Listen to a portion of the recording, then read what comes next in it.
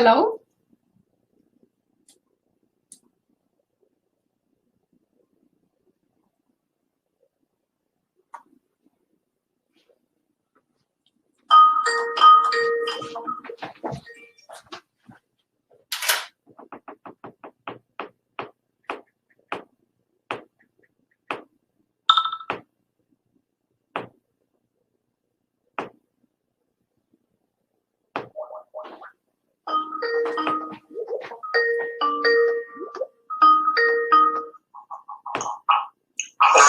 Tak, ja jestem na tym linku. Proszę zaczynać już. Dobrze.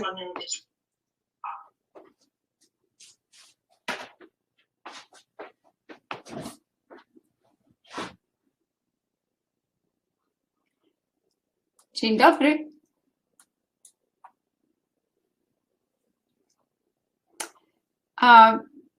Dzień dobry. Nie wiem, czy mogę już rozpocząć wykład, ale miło mi bardzo spotkać wszystkich uczestników tego wykładu i chciałabym serdecznie się przywitać, również przywitać się z zaśnieżonej Itaki, Nowego Jorku. Na chwileczkę tylko skieruję kamerkę, pokażę, ile mamy pięknego śniegu dzisiaj.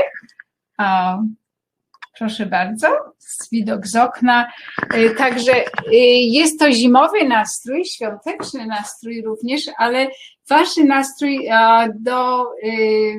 na rozmowę o demokracji. W związku z tym to będzie wykład naszych zajęć. Nie wiem, czy już mogę rozpocząć mój wykład.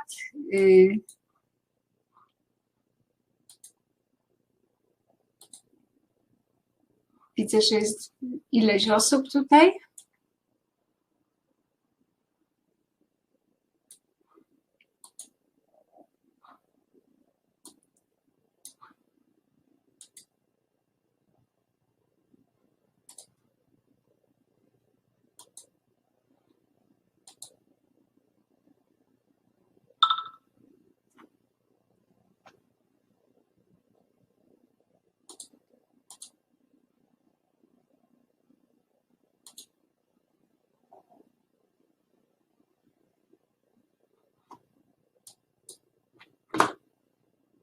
Jestem w tej chwili na linii. Nie wiem, czy mogę rozpocząć wykład.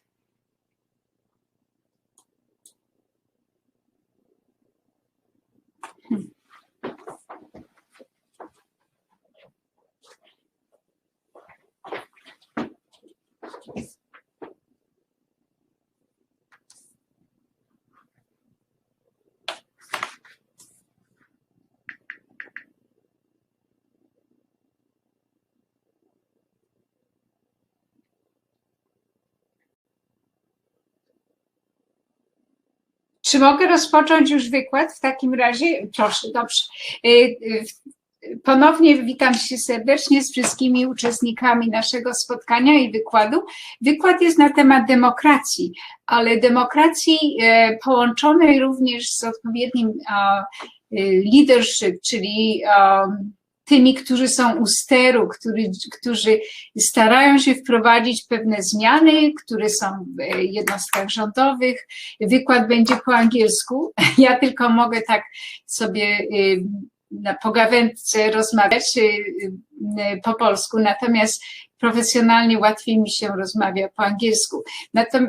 Co jest ważne, że wykład będzie omawiał sprawę demokracji, co to w ogóle jest demokracja, na czym demokracja polega, jakie są podstawy demokracji. Jest to tak popularne słowo, że bardzo często jesteśmy zdezorientowani, nie tylko osoby publiczne, czyli ci, którzy są w społeczeństwach, są zdezorientowani, co w ogóle to znaczy, ale bardzo często przywódcy krajów używają to słowo po to, żeby zakamuflować swoje złe poczynania.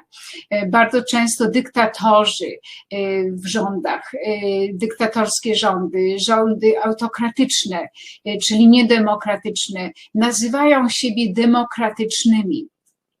I bezpodstawnie, kompletnie.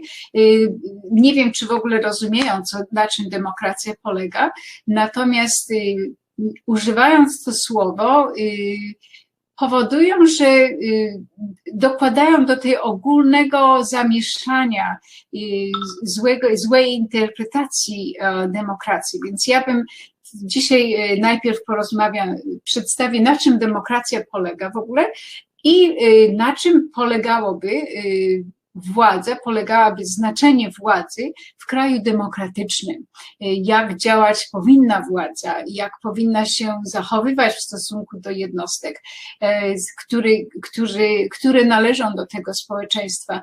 No i poza tym będziemy rozmawiać również, na ile władza ma zobowiązanie, władza w kraju demokratycznym, w przeciwieństwie do krajów autokratycznych albo dyktatorskich, co jest równoznaczne z autokratycznymi, rząd ma służyć, to jest funkcja służenia ludziom, którzy są w danym społeczeństwie. To nie jest funkcja, którą którą osoby są wybrane do pełnienia tej służby, czy tej funkcji, po to, żeby się wzbogaciły w jakimś tam prywatny sposób.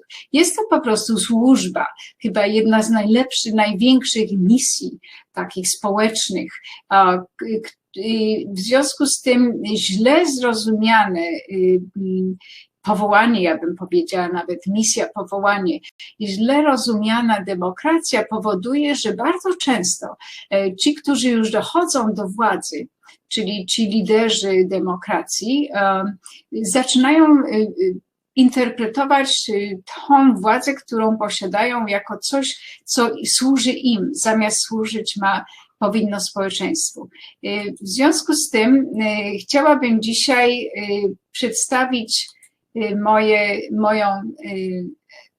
moją selekcję i zacząć share moją screen po to, żeby przekazać wykład. Zaraz, nie wiem, czy jest to widzialne.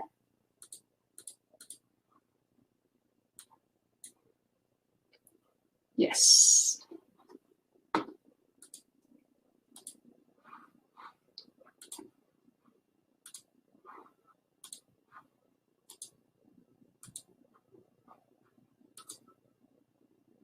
Okay, screen share.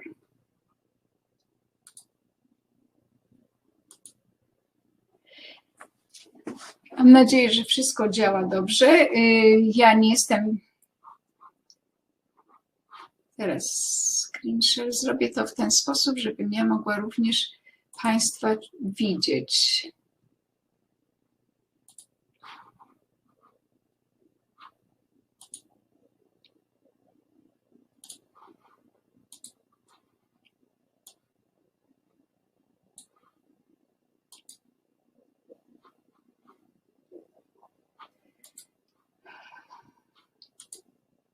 Troszeczkę to inaczej działa.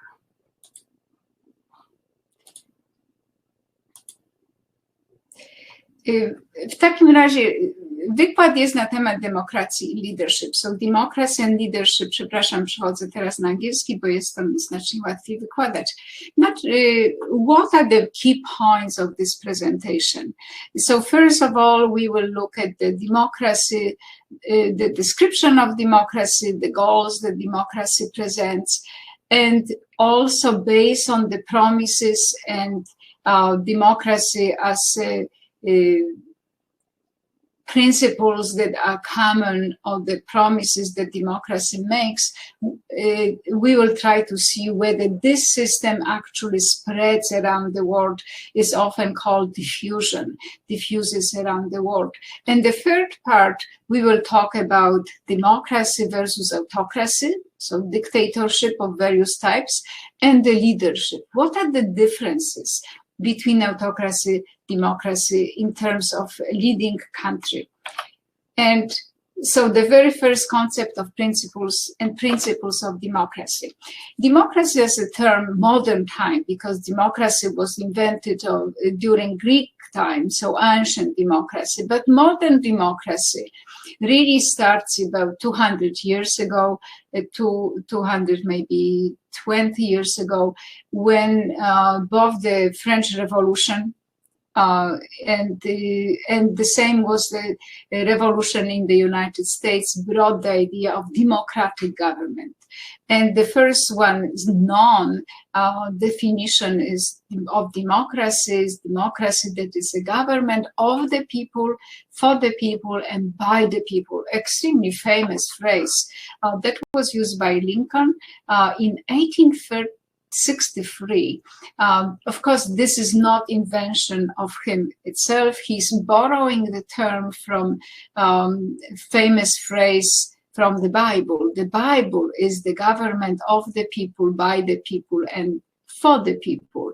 In a sense, making this relationship between the biblical or Bible and understanding of the scriptures that's supposed to bring us to the best potential system that governs people, and linking that to democracy, in a sense, implies that democracy could be the best for people system. But it definitely is a government for the people, by the people, of the people. So all components are important.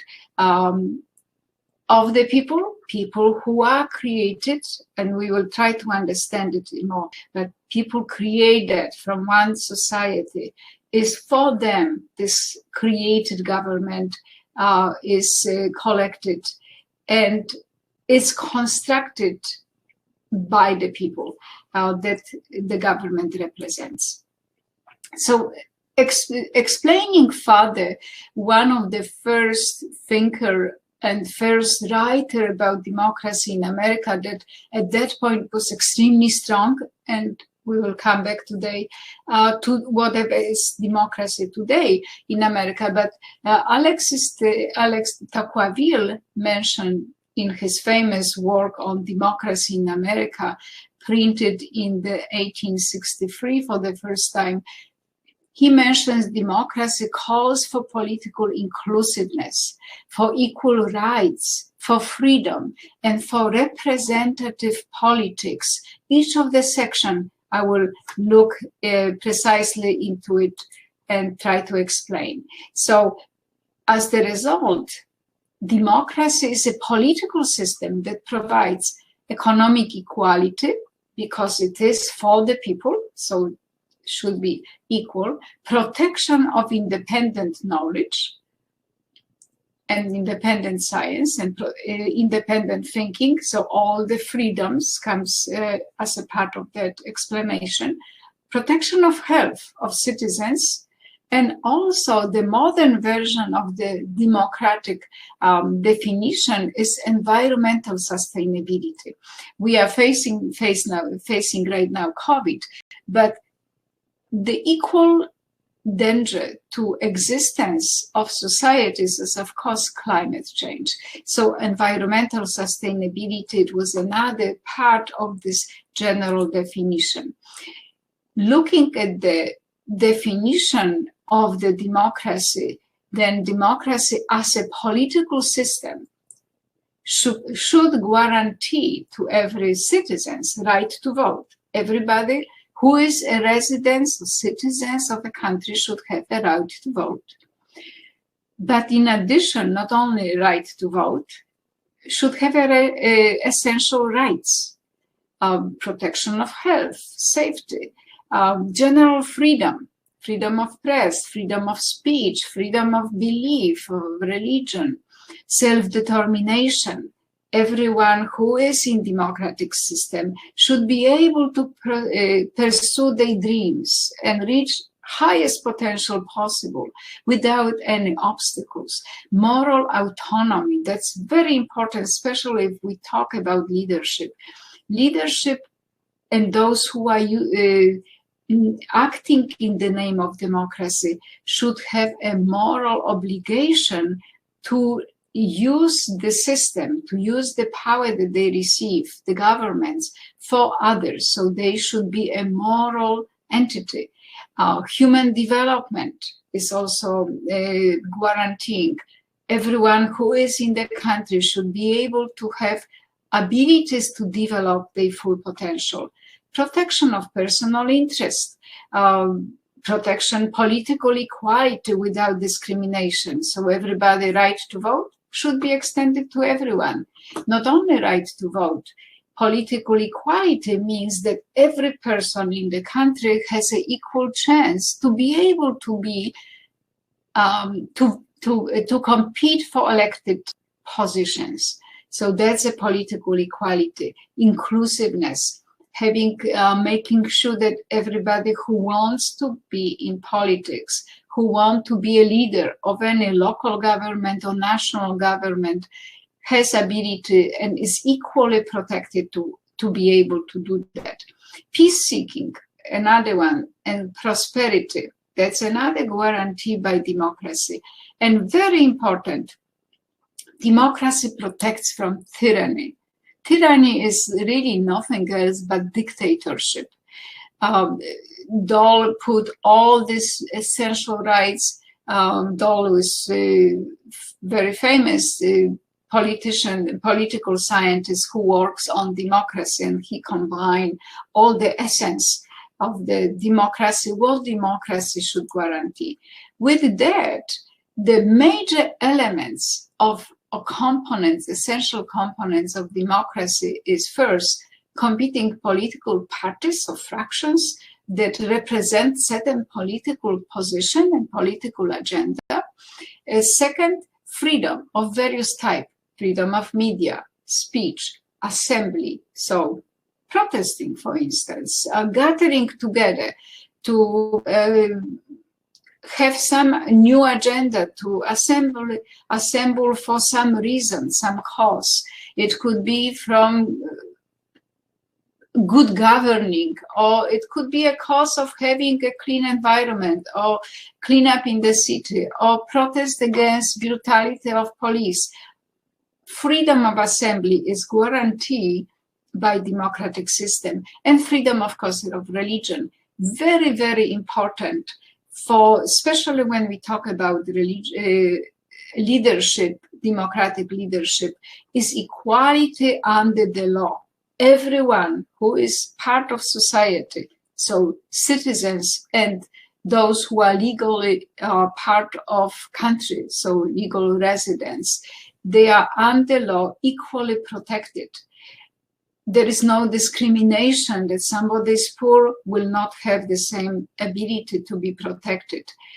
And rule by law, governing by law. So certain rules are prescribed how the citizens, as well as those who are elected to a government, should behave.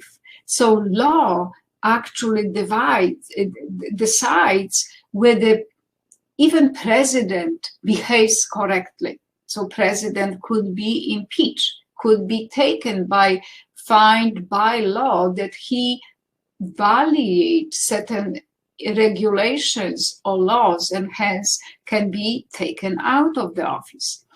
And so the equality under law and rule by law is extremely important. How important it is when we face autocracy, we will talk about in a second. And the fourth component of essential components of democracy, election. The election decides about who is representing communities, who is representing cities, who is representing government on the national scale. Those members are elected, and they're not elected for lifetime, they're elected for a certain period of time. And everyone, citizens, had the right to vote. So in a sense, citizens, people speak who will represent them. Essential component and very different in autocratic government, where autocrats name themselves, or they put themselves for election for lifetime, and people are put into fear or threat of any kind, and they vote because they have to. This is a free election and the right to express the vote by all citizens, essential components. And it's very important, the vote. This is actually a sticker from American elections. It's very important. Anybody who casts a vote, who elects, receive this kind of sticker, I vote or vote. Democracy focuses on inclusiveness of various groups of citizens into governing process. So the voting for everybody, not the wealthy one, not the one that are representing one group. And for instance, male. How many governments have women in the process of in the governing? Very few women. When it's 50% of society are women, women should be 50% of every government. All parliaments should have 50% of women. So representation of groups of citizens in the governing process is guaranteed by democracy. How many poor people are represented? How many people from various minorities of any kind?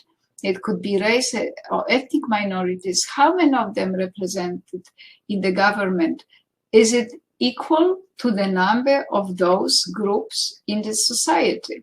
So it is important that voting is essential. Everybody has the right and should vote. And the second, that every group is included. And winning, because vote is so essential, because vote decides who is the next president, who is the next mayor of the city, who is the next head of the local government, of villages. Winning the right to vote for all is an essential part of democratic inclusiveness. We cannot talk about full democracies in any way in the world if some groups are excluded. And I mean, various groups are excluded in voting. They do not have the right to vote, but the most visible and speaking to everyone is not allowing, for instance, women to vote. Women democracies, most modern democracies exist for about 200 years. Women receive right to vote in the 20th century, 1920. In France, 1945. So it is not the right that was given for many, and it's 50% of society. If we have democracy that is inclusive of various groups of citizens, we should remember this group should be already voting and should be allowed to vote way before they won the right to vote. But at least winning the right to vote for all is essential part of democratic inclusiveness. So everybody has the right to cast the vote and vote out governments that are not good for them. So democracy, this is one of my favorite pictures. Democracy, it is majority. Yeah, majority of votes rule. However, it's not the way that if the majority of wolves vote to have for dinner a little lamb or sheep that is also part of society, they cannot just consume her. It has to be the one that is smaller, is a minority, is a smaller group in society, not only has a right to vote, but is also well armed to protect themselves. So their rights, their freedoms can appeal from this kind of unjust decision. Hence, what is very important, that's why democracy ruled by law, which is separate from the government, and the justices and justice system is separate from government, should protect all the small people who cannot vote or who are voting but will be outvoted because they are a small group, only the minority, to protect them. So they cannot be eaten up by wolves because wolves are majority of people, or wolves are the wealthy who vote. So the democracy should protect for everyone, and the judicial system, which is law, protects this because of these small groups, because democracy guarantee equality and guarantee various freedoms. It is not, democracy is not like somebody says, okay, I approve with this candidate and one person decides, like we have here Obama and Fidel Castro decides, yeah, I approve him, he's all right. The society speaks that all people have to, by casting their votes, elect without any obstacles and without any fear, a free voting in the free voting system to elect their own government. What is also very important, because democracy guarantees, not only allows and make it legal, but guarantees assembly, guarantees getting together of people. Those who are not satisfied, they can create a various civil society, group of participating citizens. And when they group together, they can protest. And it is all not only legal, but is guaranteed by democracy to protest against the government that is doing something that harms some individuals or small groups. So protesting is enabled, so it's making possible by democracy, and is encouraged to develop, because the protests of various kinds, so the anti-bombing, anti-fishing, I just put a cartoon here, ban school, a child is not happy with the going to school, so he's protesting against going to school. But protests do not abstract democracy, but making that stronger.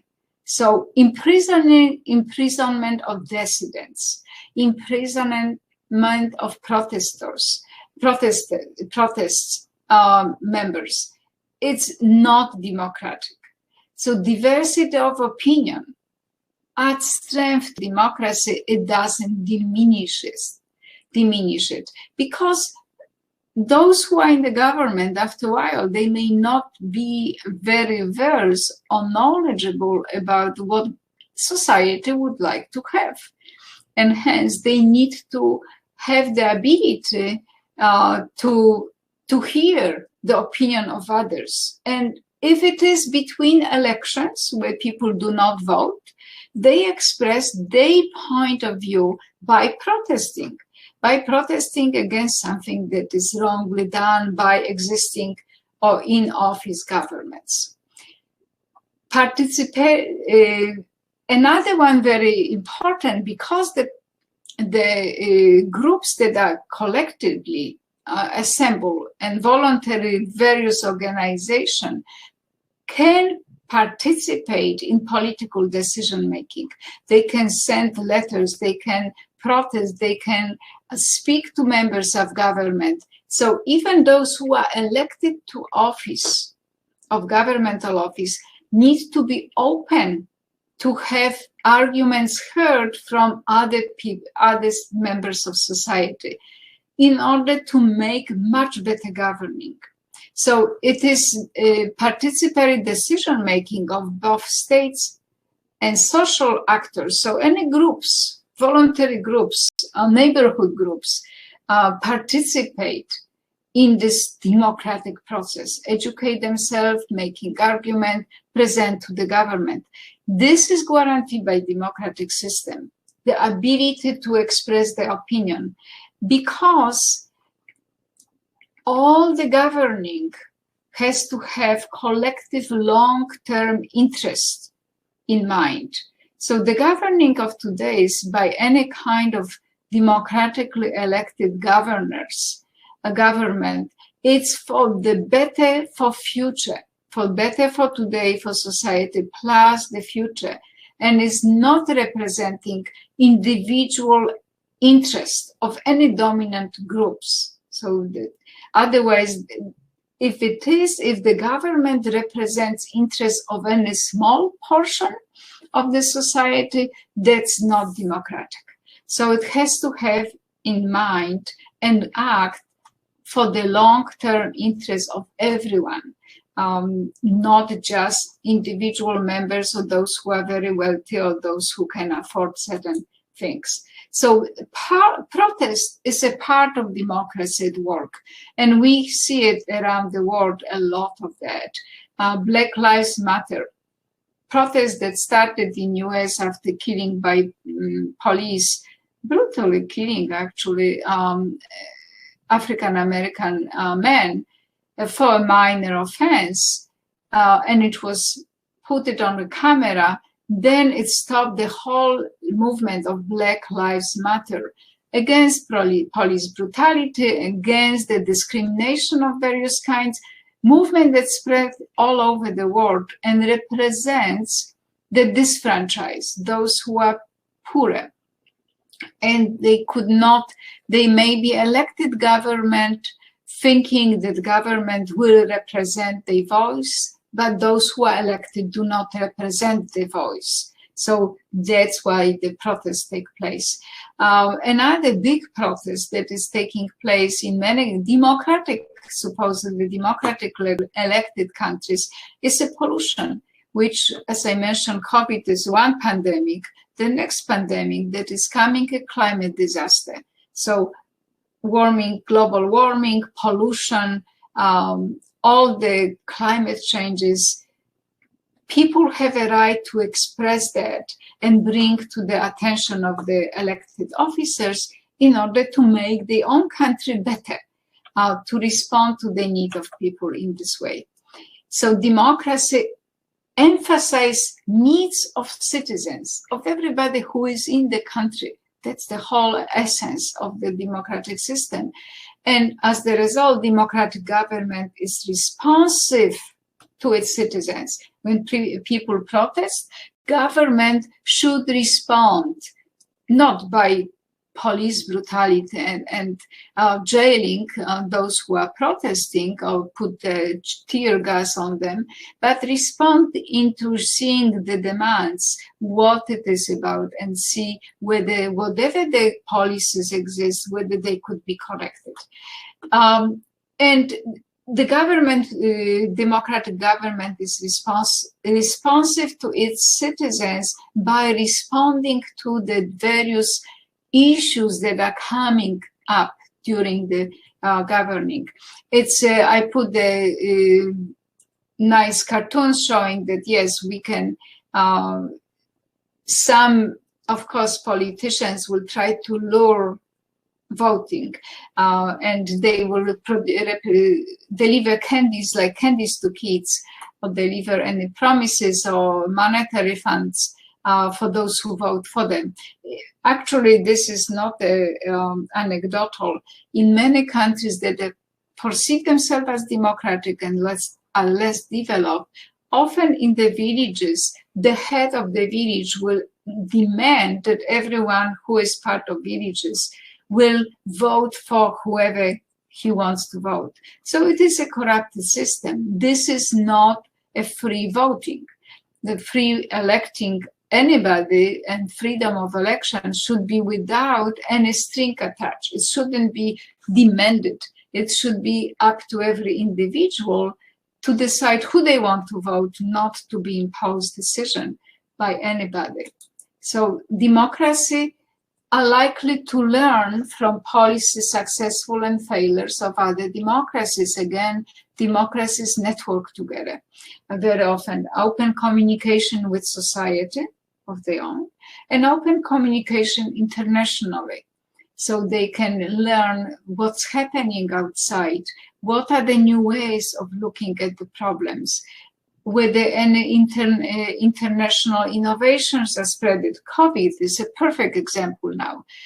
How countries are working together or should work to disseminate and to deliver safe vaccines from other countries around the globe.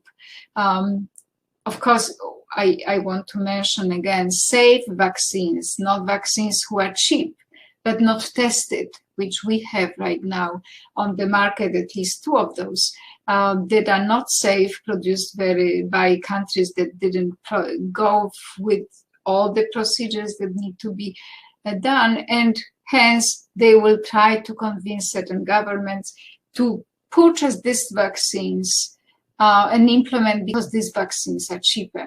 So that's, again, democratic government should not do it. And to my understanding, they are not democratic governments that actually are doing it. But democracies share innovation, share information, and they are cooperating both on the environment, on the COVID right now, in order to disseminate and distribute whatever they produce as an innovation to everyone for very reasonable price, so everybody is safely receiving the help that they need. So democracies work in network and learn from each other in a sense of policy. With so much promises and so much description what democracy is, and again, one distinction I need to make. This is description ideal democracy. That's what's supposed to be. In practice, not always it works this way. But diffusion, the promises and what democracy is supposed to be led to spread of democracies around the world. So such promising principles and goals of democracy led to worldwide diffusion of democracy. And I presented one of the graphs that by number of democracies since 1800 to 2005, we have large number, 2015 actually, we have an increasing number of countries that are democratic. This is not a number of countries in general, but a number of countries in comparison to democratic countries to the number of countries. So we have increase of democratic countries about the 1860s. That's the Spring Revolution in Europe, if I'm not mistaken, where 53% of countries were democratic, of all existing independent countries. Then 1920, right after the First World War, 81 countries became democratic out of all independent countries. We have only a smaller number of independent countries then, because that's a time of colonial empires. Yes, we have the colonization of Latin America and colonization of African countries. Then another one quite significant increase is 1960s. So it's coincide with decolonization period, and countries that are coming out of colonized time usually adapted, many of them adapted democratic system, and a huge spring of democratic countries by the 2000s. So 1990 to 2000, 75%, but many countries are already in existence that are democratic. So it was a huge number of democratic countries, slightly decline of democracy. Some of democracies became authoritarian or dictators, and hence they are not democratic any longer. But that was as we see, the number of democracies over time is increasing. And regardless of the increase, we have to understand that even if the number to various degrees of democracies exist, we don't have only half of the countries and half of the world population is democratic. Most of the countries are considered democratic, but they are very lukewarm democracies. So they have election, but they are really not democratic. And I don't even mean here Russia. Russia has election, but it's just pro forma. It's not a real election. Hence, it's completely non-democratic, it's autocratic country. The same is with China. Although the leaders of these countries call themselves democratic, it has nothing to do with democracy. But many countries around the world are very weakly democratic. They have election, they have some responsibility of some freedoms maybe, and some responsibility for the citizens of the government, but they do not really fully explain the whole meaning of democracy. They do not accommodate all the principles of democracy. So when we look at the number of democracies, observe how many countries are democratic by the mean of democracy. I mean, I usually measure democracy on scale 0-10. 0, no democracy, 1, just election, but really is not a democracy, up to 10, where you have all this freedom of speech, freedom of religion, all the freedoms are in place. In general, we don't have very democratic world, and since 2010, the democracy level in the world also declined. So saying that, I observe how that looks across various regions. So we have here observe and world democracy, that's the red line that is observed, and the observed level of democracy in Asia, which is lower. Europe, the median or the average democracy in the world is below. Europe is more democratic than average level of democracy in the country. Africa is less democratic in general than the average of democracy in the world. And Middle East, of course, is less democratic overall in comparison to the world democracy. And Americas, we have also Latin America, North America, so South North America combined. We have only in the recent years higher level of democracy than average in the world. But what is important to note is that democracy level and democratic number of countries vary across different regions, different continents. And importantly, that democracy cannot be looked as democracy 1 or 0, no democracy. It is on the scale. It's very important to measure on the scale like 0-10. It's not dichotomy. The country is not democratic or non-democratic, but it is a level of democracy because most countries are not very well democratic. Perfect example, during presidency of President Trump in US, democracy that used to be 9 out of 10 points moved down to 7, which is at least 6, according to political scientists, level 6 is required to consider the country to be even democratic. So the slipping into democracy level is also show what kind of leadership we have, which is connected to the talk today. But coming back to the scale, is very important to measure democracy on the scale, considering various components. So whether political participation is competitive, whether each group can compete in the participating, whether there are regulation, who can participate. So whether we have a voting system, whether it's a justice system established that will look if the voting is not correctly done.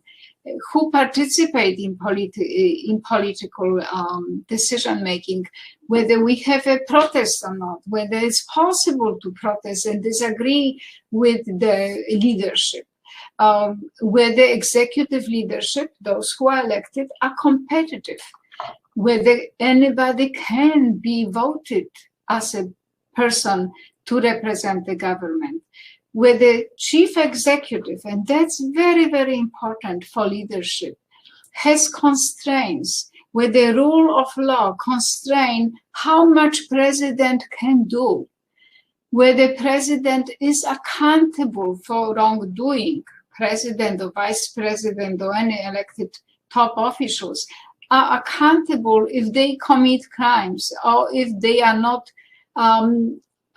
executing the will of people, which is also against democratic principles. So the constraints need to be imposed, and the constraints are executed, not only the existing paper, but the rule of law that governs democracy will make sure that the chief officers are accountable to the population that they serve. So president could be taken out of office. President could be prosecuted if it's doing something wrong. President, special after the presidency ends, can be put even to prison if commit a crime, if it took funds that were public for their own goods. So all of the constraints are very, very important. For collusion, for being in collusion with other foreign governments to advance personal interests of the elected officials. If the elected officials are in collaboration with the foreign entity, harming citizens, but in empowering or enriching themselves monetarily, they could be prosecuted for this kind of crime. That's pretty much a treason. So all of the components are important, and to build a scale, and I selected 0-10, but there are a few scales that are 0-5, 0-3, but just to present the difference. Here, when we have democracy 0-10 scale, look at the level of democracy, how it is on average increasing around the world.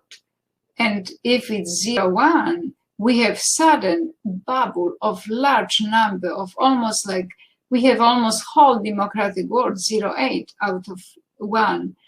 So majority of countries are democratic according to the 0-1 scale, and suddenly it's a high democracy in the world in 1990s, 2000, which is not really, because there are many countries that are democratic, but again, they are weakly democratic. They are democracy where there is election and maybe a freedom of speech or freedom of religion, but not press, or press is constrained, and so on.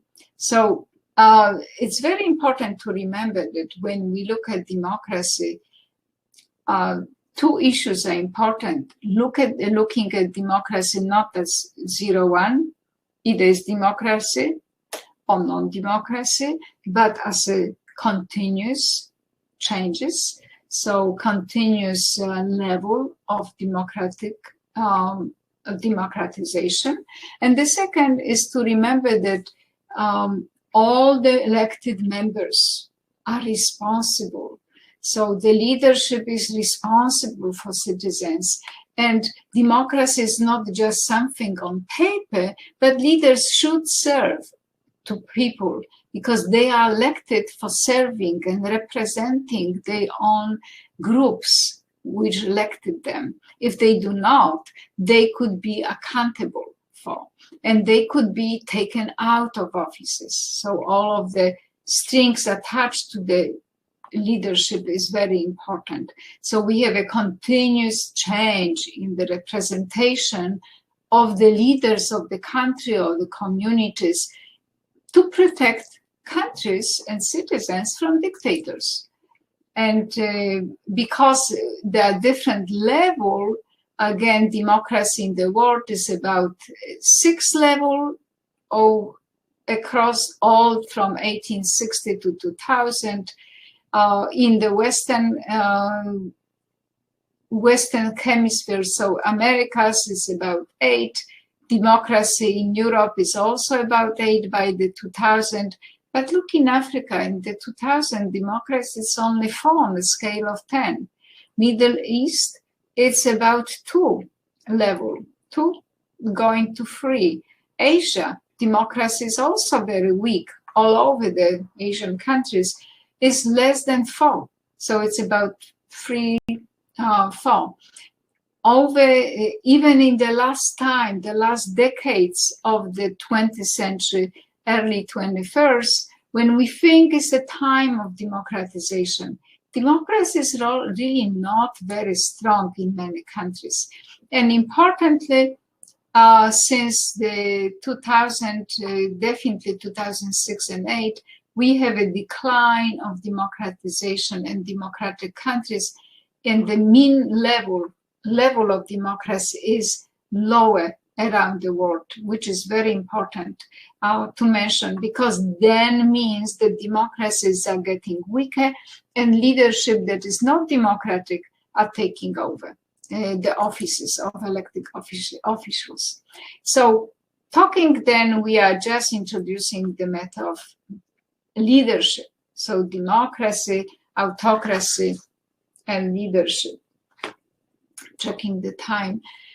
Many countries, and that's very important, many young democracies, either in Africa, post-colonial democracies, Eastern European democracies that are established in the challenging initial condition.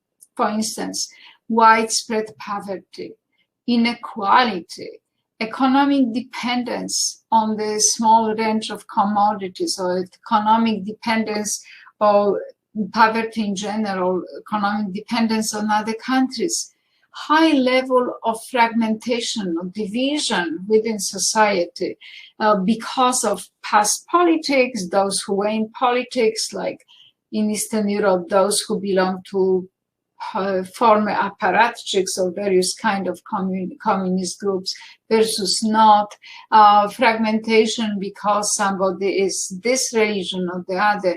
But young democracies usually emerge in the presence of this challenging condition, and that can motivate politicians or the leaders to try to centralize political and economic power, to try to maybe govern faster, make decisions without asking others what they think about.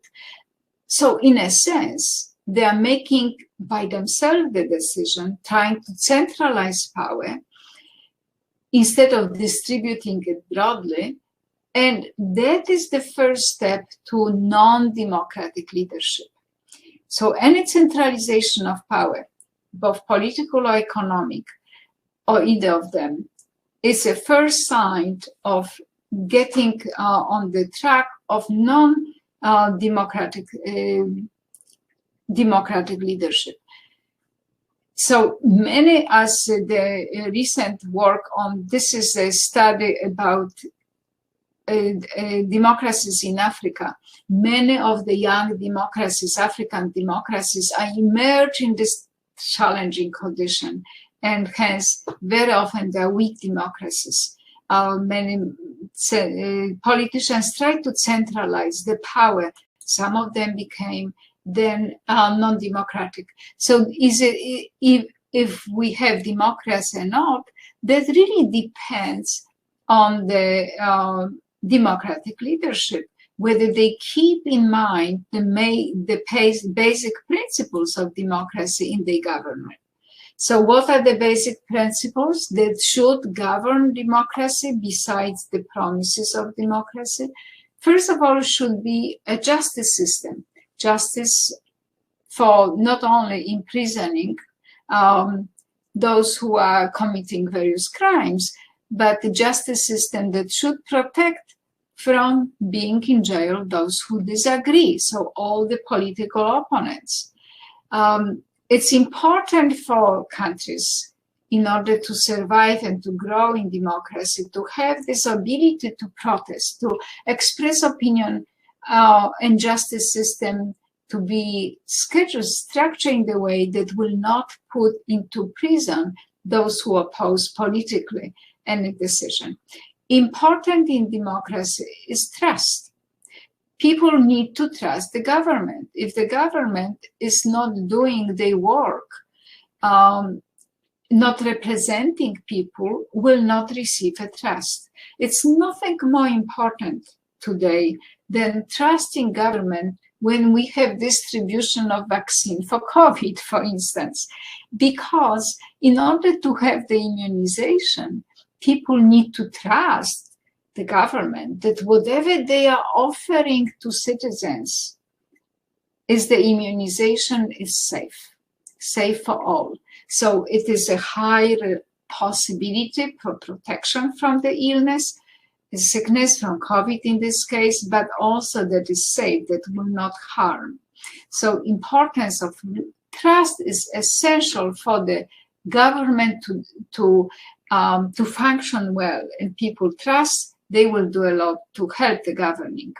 And the other third one is rule of law that equally applies to everyone. The president, who is not above the law, and the lowest, the poorest member of society.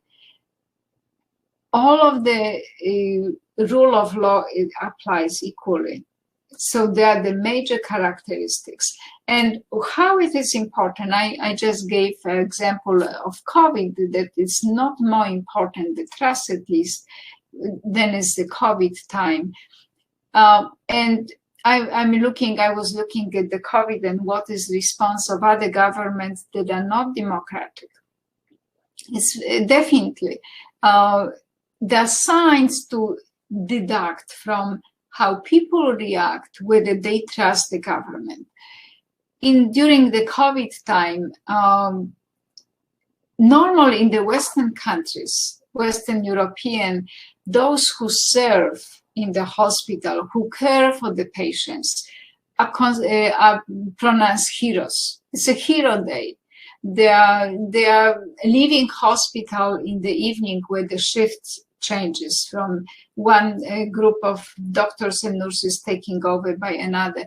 Those who are living in hospitals are welcomed by public, usually during lockdown time, by clapping, by music, and they are welcome and treated as heroes. Very opposite reaction is to those who are serving and helping the sick for COVID. In non-democratic countries, people do not trust government. So for instance, in Moscow, example of Russia, which is not democratic government, and people do not trust what the government is saying as the result. Those who are who serve in hospitals, so take care for COVID patients, doctors and nurses, they complain, and you can see it in the various type of news reporting, that the neighbors are afraid of them. They have an attitude that they are bringing to the apartment complexes COVID. So neighbors try to reject them, separate them. Not only they're not seeing them as a hero, risking their own life to help those who are sick, but others are trying to distance themselves to not get sick. There is a completely opposite reaction when we don't have trust in government. The uninformed citizens who do not trust government and information from government will be suspicious of anybody, will be in fear more than they should of spread of the COVID because of the workers, hospital workers are coming home, although they have all the protection gear, full protective gear, but it's a fear. The workers are, as they explain, fear of public, that they may be infecting others. Very similar situation we saw during in other countries that were not very democratic during HIV. People were suspicious of those who have HIV virus, not knowing too much how the virus is transmitted, and try to isolate themselves, reject the communities that those who are having HIV virus, they were ostracized. They were rejected, pushed out of villages, apartment complexes, and so on, because people were afraid. This is a sign that government is not trusted because the government doesn't tell true to the public. So the media doesn't, it's not democratic media and democratic form of government where government has to tell true and be transparent. If it doesn't, it's responsible and can be taken out, even impeach president. So democracy guards and serve population, and it should have a set of balances and checks, whether the government is created in the way that is trusted by people and the messages that they present are trusted. So leaders, democratic leaders, need to create public trust in democratic governing. How they create the trust? They create the trust by being transparent, by not hiding anything, by having the social media, the media coming, having a briefing, publicly announcing everything, having experts' opinion heard, true experts like during COVID, leading scientists on health within the country who will speak what they think about certain issues. So it is not politicized, it's an open, transparent situation. Otherwise, leaders are not trusted. And where public doesn't trust leaders, the democratic government doesn't function well, because then the democratic governors cannot ask public to do whatever is needed and necessary. So trust is very important. And trust is not only part of democratic, autocracy also requires trust. But the trust is based on obedience. If you don't trust me, you are killed. Look at the Nazi time. That was autocratic government. You were not loyal. You didn't trust the government, or didn't show that you are trusting the government, you would be killed.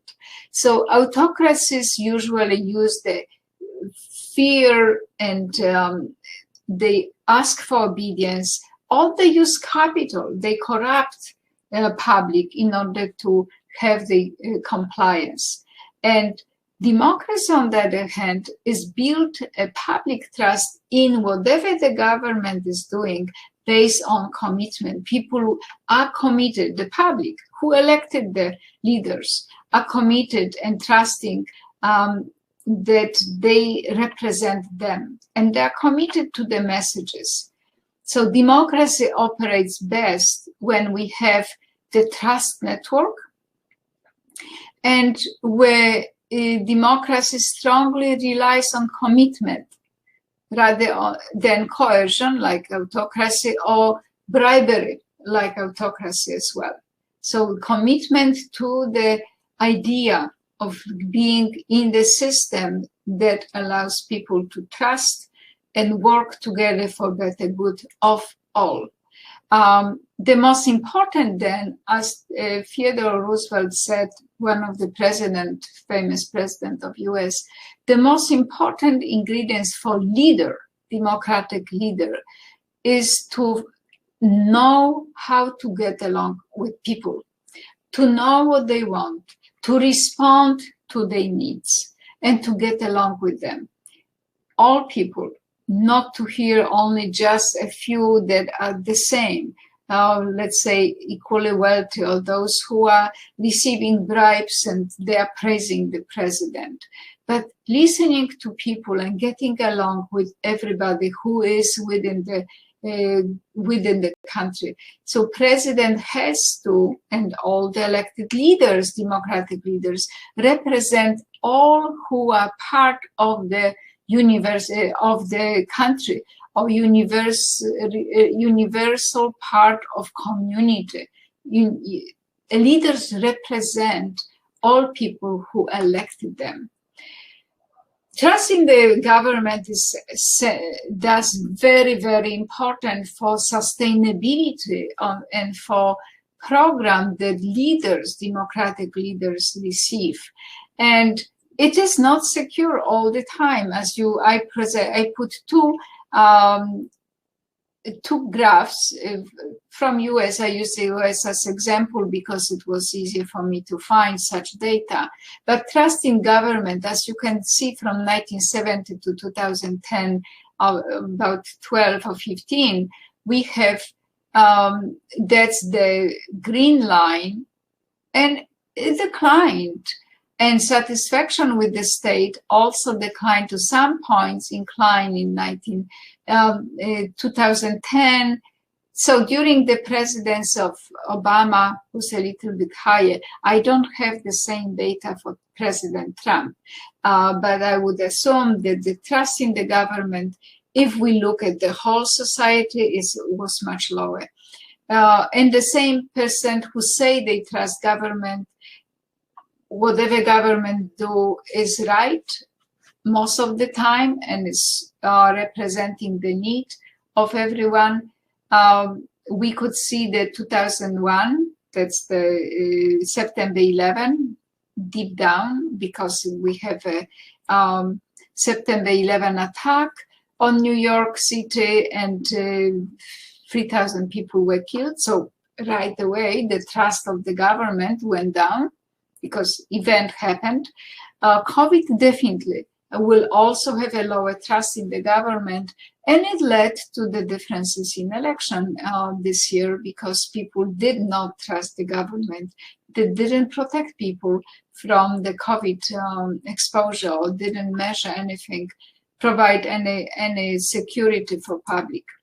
So together with the rule of law, which is a check and balances for the leaders, type of leadership is important to keep democracies alive.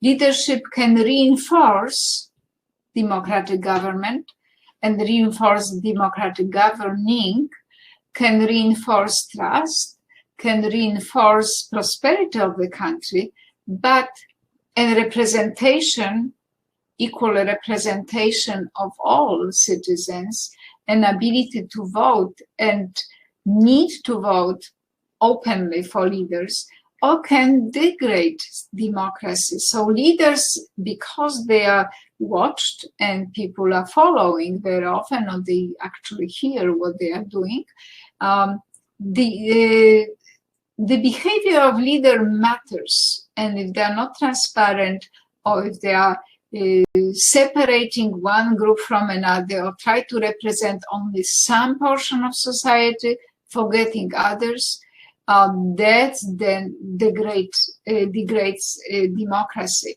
Splitting the country into two types of people, that's a part of degradation of democracy, because democratic governments and leaders should represent all.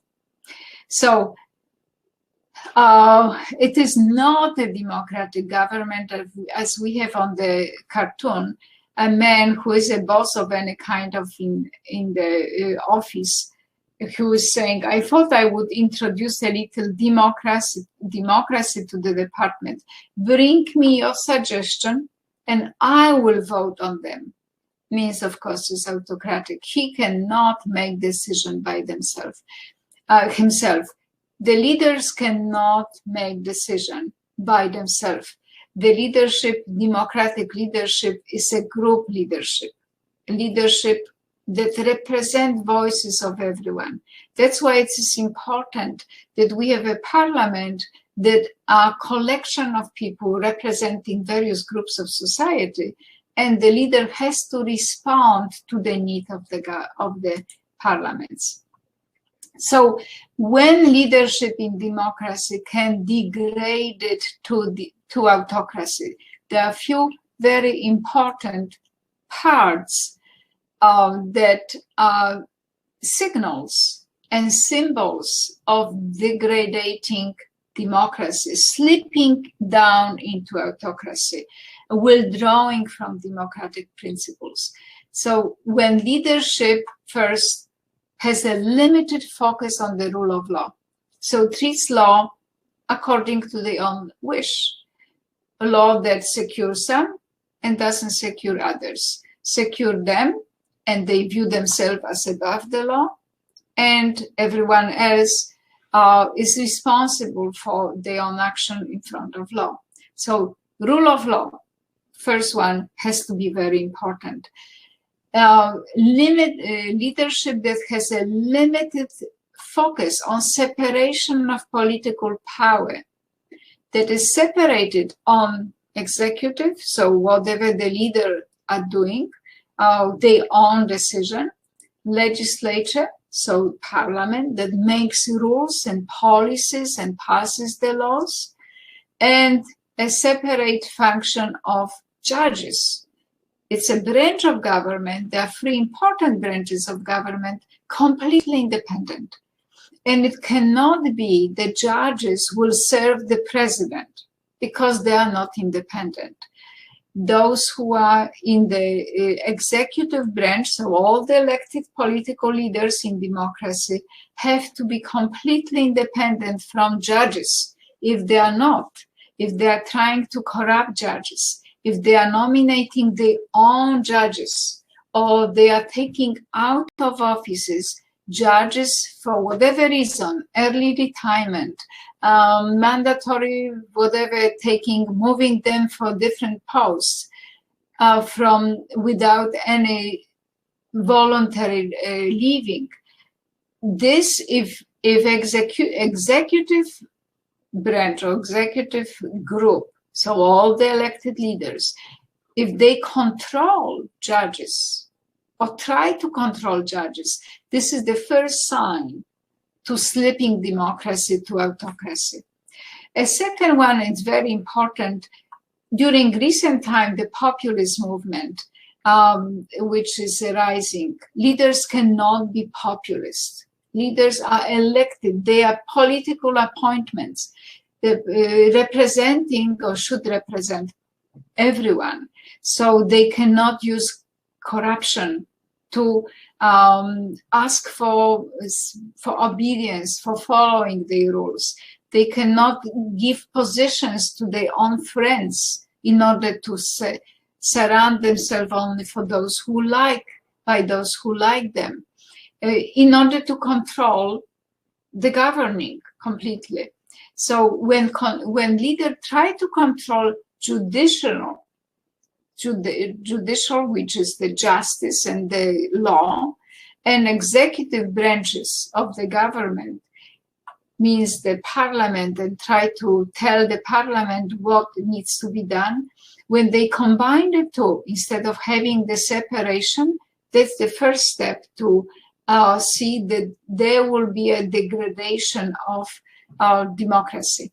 And one very classic example, Attorney General, who was appointed by President Trump, probably the third one in time, but the recent one, who served more as a private lawyer to the president, Trump president, than represent a justice of United States. This will be the first also sign, one of this controlling of, by leader, democratic leader, controlling of the government. So this is another sign of leadership that is not following democratic rule, and as the result it's on the pathway of downgrading democracy to autocracy. So the very important weak courts, weak judicial system that is formed in democracies leads to weak checks of balances of democratic leadership. Very often leaders, presidents, or anyone who is a head of political appointment government in the district, if they nominate their own judges and the judges do whatever they want, so they serve more as a private lawyers to whoever is in leadership, that's the first step of weakening check and balances, because the judges should check and whether whoever is in the government is not above the law. So whether they do follow the rules and they are not becoming corrupted, or they are not violating legal rules, or honesty of governing and representing people. If this system of check and balances weakens because the judges are corrupted, or the judges are appointed and controlled by existing government, so the existing democratic leadership, democracy gets weaker. So courts and justice system is incredibly important, and separate the stronger democracies from the weaker. If the judges and courts are independent, and they have to be independent from political issues, from politicizing, from the wish and will of those who are governing. So changes in for instance, in the US court during Trump presidency, which was example of weakening democracy. As I mentioned, prior to the presidency of Trump, president, we have in US that democracy was at the level 9 out of 10. Not perfect. The most perfect democracies are actually in Scandinavia, Denmark, Western European, but because they are much more accommodating to the wish of people. They are taking care of poor and so on, which America doesn't always do it. But during the presidency of Trump, from 9, democracy moved to 7. So it was weakening democracy. And what are the signs of that? First of all, during the presidency of President Donald Trump, more than ever, changes in the judges took place. So replacement of judges, putting them into early retirement, putting them on different positions to have the vacancy, and put their own friends loyal to the president in the judiciary appointments. With that, any policy that Parliament doesn't want to approve can be approved by judges if President wants. So this is a weakening democracy, becoming totalitarian regime where dictating, where the president dictates what should be done.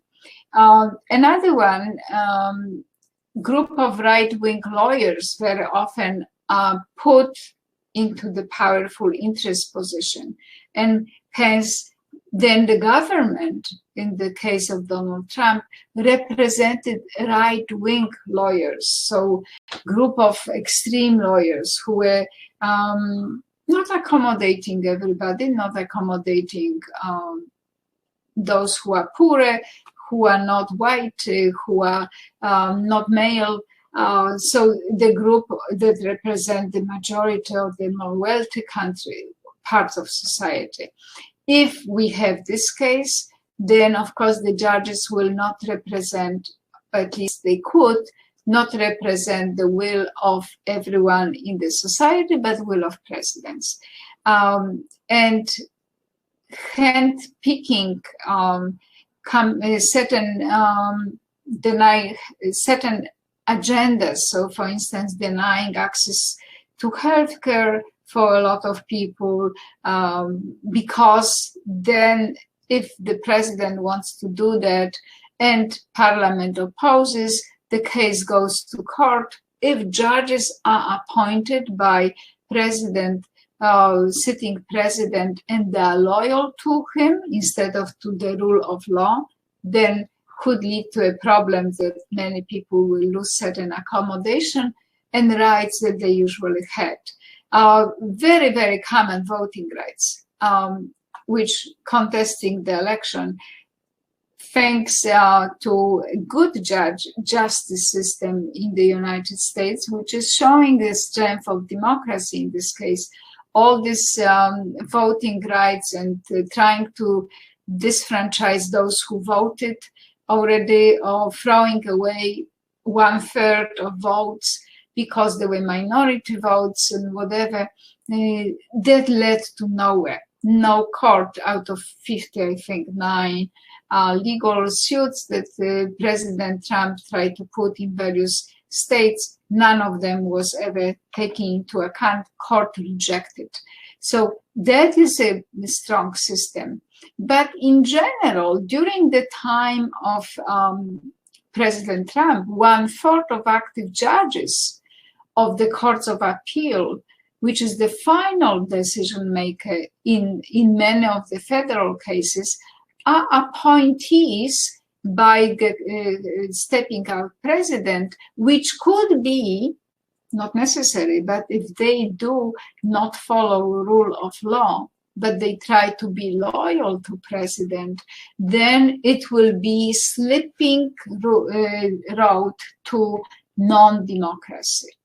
So we have to be very careful that the lawyers and the judges, they have to be independent in order to have a truly democratic system. Otherwise, if we replace the judges, we are potentially on the road, the country is potentially on the road to moving into non-democratic system. And very important also, make sure that everyone is engaging voting. So everybody has the right to vote, and people do vote. They want to vote. They see the reason to vote. If we have these components, then the leaders that are democratically elected should behave according to whatever the democracy is promising. Otherwise, they will be responsible legally. And in this case, the legal appointments will allow straightening up any disputes. But what is very important during the current stepping out presidency in the United States, for instance, in the Supreme Court, the top court in the country, there are 9 justices. And during the president's time, so in the last 2 years, 2 justices died, and they were appointed conservative judges. So we have 3 progressive and 6 much more conservative judges, which will bring a lot of conservative agenda. Very important also, because societies is combined number of people who are much more conservative, much more liberal, and the Supreme Court should represent whatever is in the country. So it is in balance already as it is, and it's in balance. One of the justices that recently died was a very famous judge, Ginsburg, and she was a very progressive, incredibly important woman, the law degree from Harvard School of Law, undergraduate from Cornell, very well educated.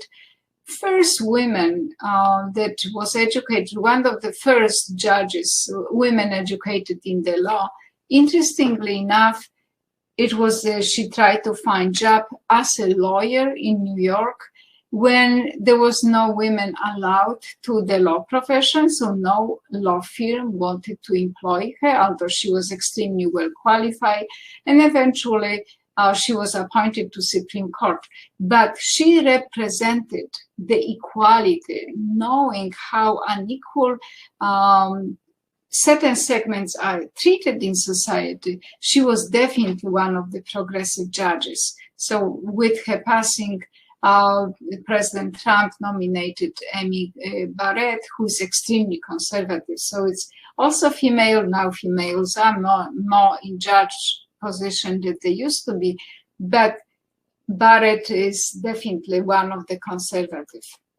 So when it's a weak separation of legislature, executive power, in any kind of disasters, pandemic, that is the opportunity to degrading democracy, and democracy moving into non-democracy and autocracy. So right now we have a COVID-19, autocrats running some countries, some are Democrats, and we can see that there is a big difference how transparent about the number of COVID cases, how transparent are countries and governments about who, how to protect people, what is the mandate to follow. And there are differences between one and the other. So the autocratic countries usually do not present transparent, or at least they are not trusted. That whatever they present, the number of cases, that is accurate. And at the same time, it will be difficult to mention that whatever they present, the trust will be built up if they are not very honest about what's happening in the society. And I'm not only talking about whether viruses start to spread, but in general, autocratic government, if they are not open about what's happened in the societies with some kind of pandemic or other events, they are less likely trusted by their own society and by others.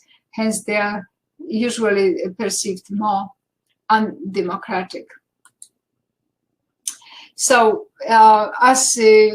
what is very interesting that during COVID, many countries, many autocratic countries use the ideas of COVID or the situation of COVID to degrade quality of democracy, to not respect human rights. And actually, research was showing that all over the world, this seclusion, separation of people, locking in the whole cities, allowed autocratic government to be much more harsher and to use this situation to get much more stronger, much more autocratic. So what we have during pandemic, many democracies become weaker.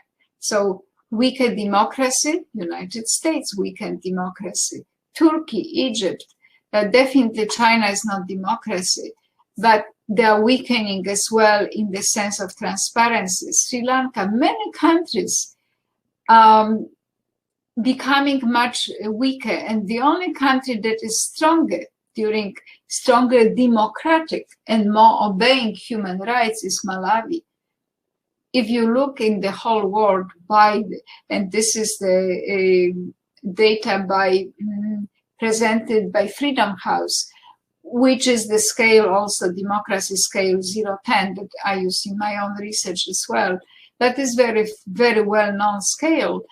Looking at that, the level of democracy is weakening.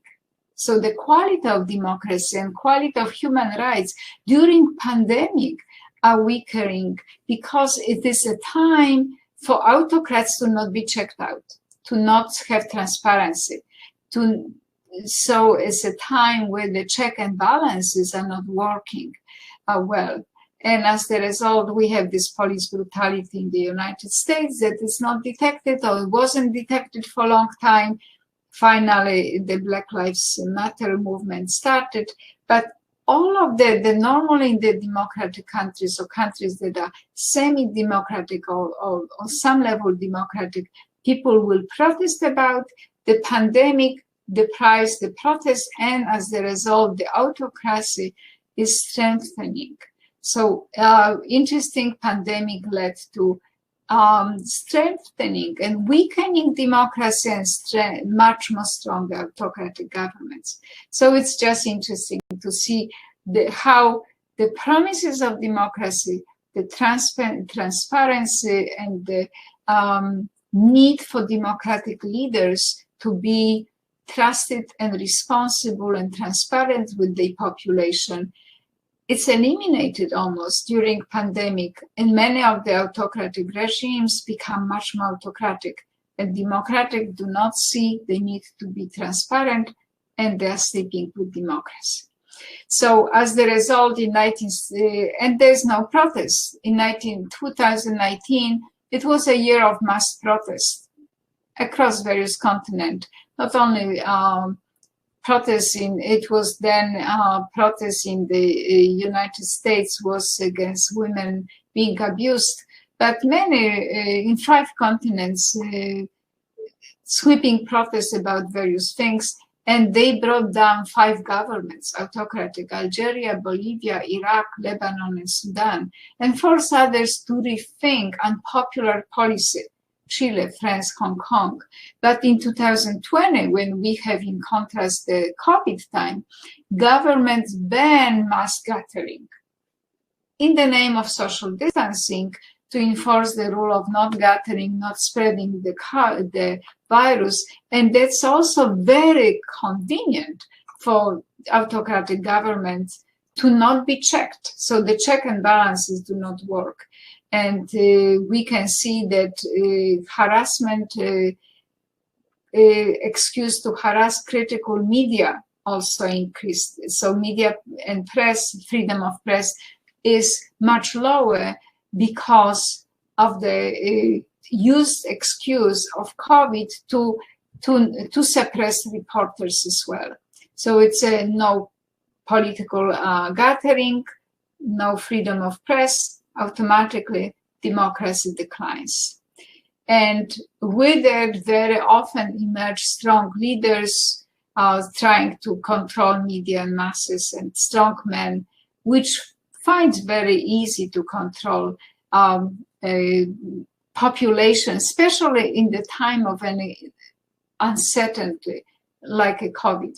And that's also endanger for the democracy. So with the pandemic, how different democracies handle pandemic versus autocracies.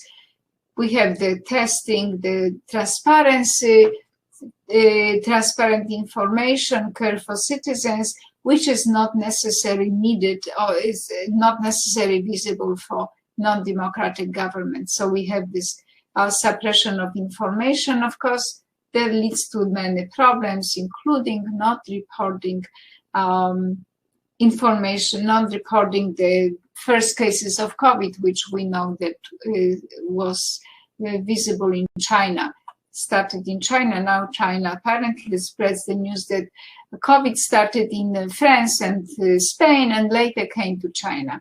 So propaganda works very well if it is not controlled by media and if it's not controlled by public, which is the lack of protesting.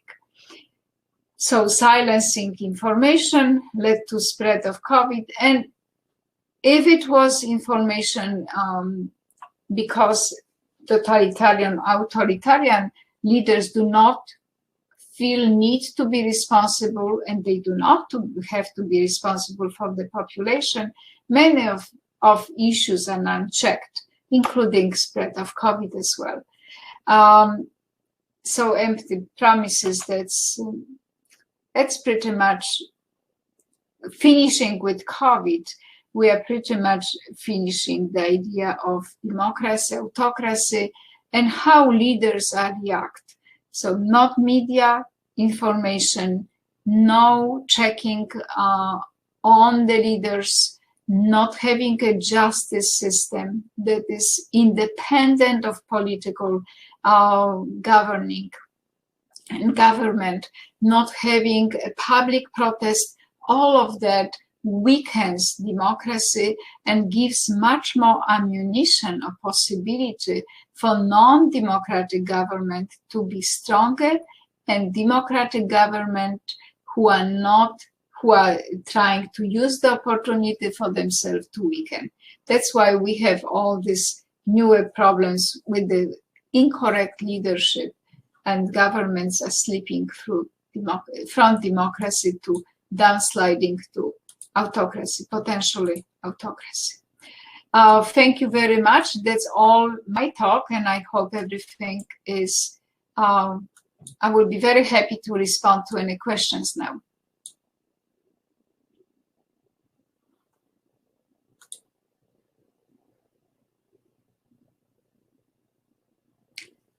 I don't know how we can. Wykład ciekawy, choć niestety nasiągnięty poglądami politycznymi, to jest jedno. Okej, dlaczego? Od razu tłumaczę, że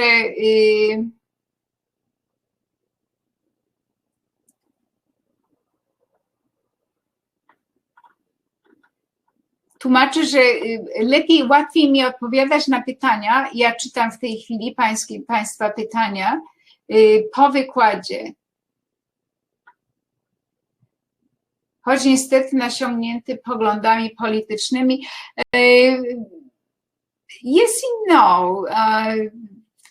W jakimś sensie tak, natomiast obserwując, co się działo przynajmniej w Stanach Zjednoczonych, było bardzo ciekawe zjawisko ze względu na to, że mamy jednak, szczególnie w tej chwili, gdy jest są wybory zakończone i rząd obecny nie chce, normalnie przejście z jednego rządu na drugi jest bardzo normalne. Jest to ogólnie przyjęty proces przez 200 ileś lat demokracji, nigdy nie było problemów w tej chwili, natomiast jest kłopot z odejściem poprzedniego rządu. Większość, albo przynajmniej oznajmieniu, że przegrał wybory.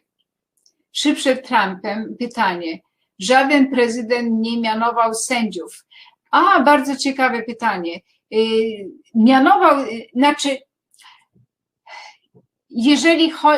sędziowie nie są mianowani nie byli mianowani w tym sensie, że każdy sędzia musi być zaakceptowany przez Senat i zaakceptowany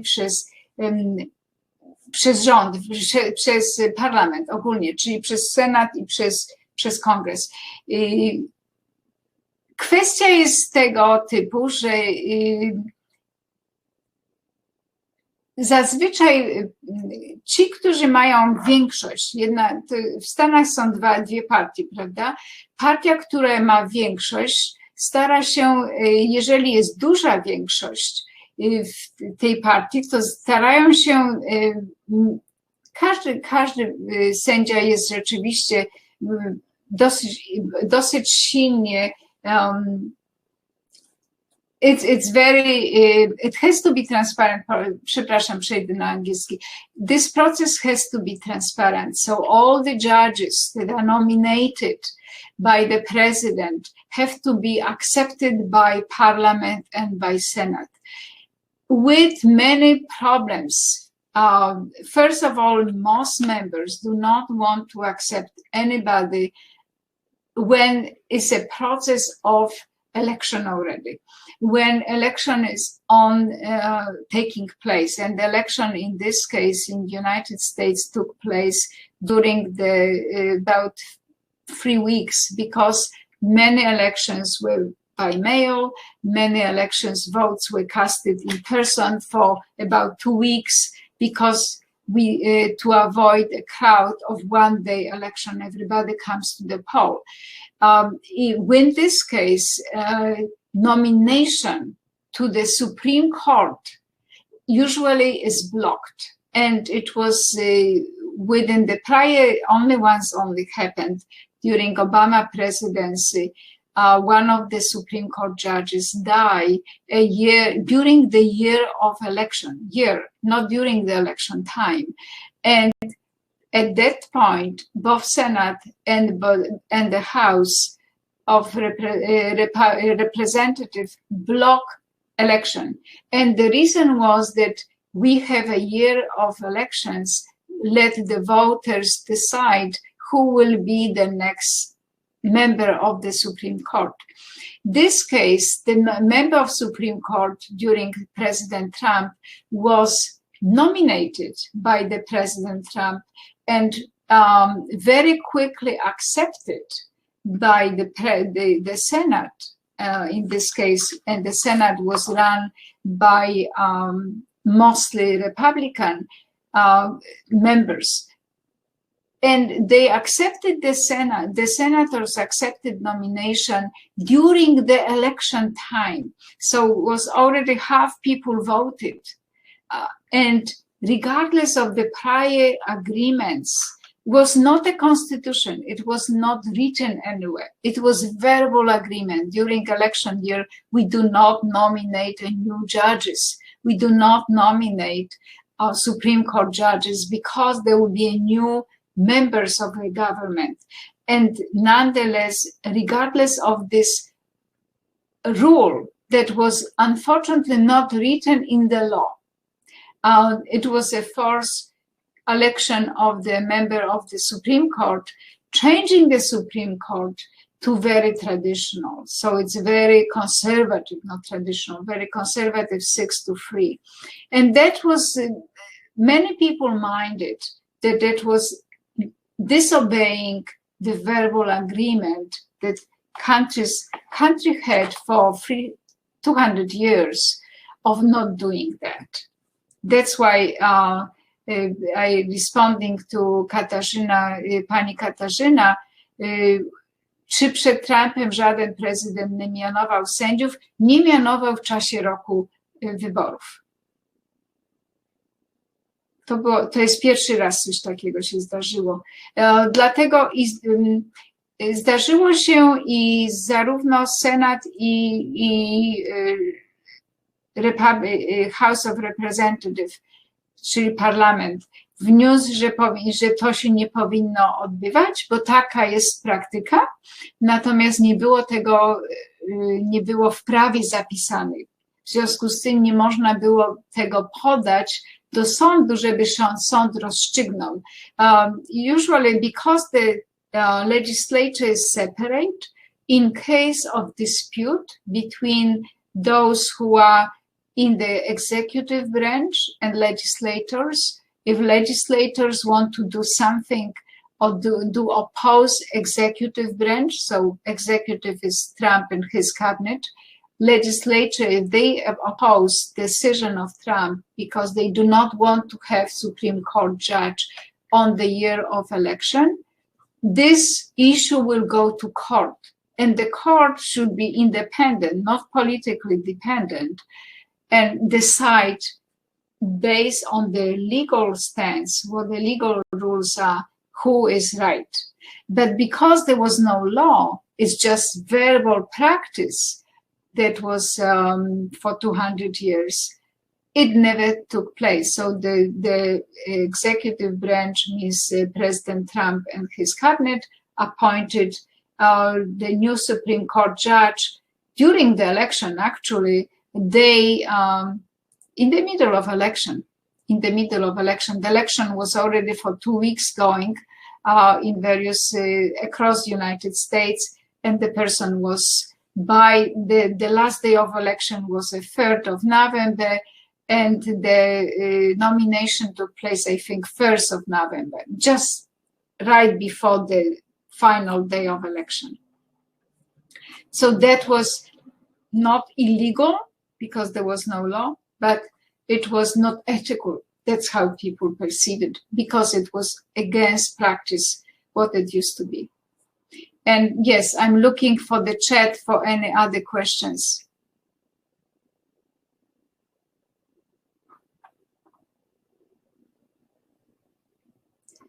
Pan Wiesława Cebula, dlaczego nie widać moich komentarzy?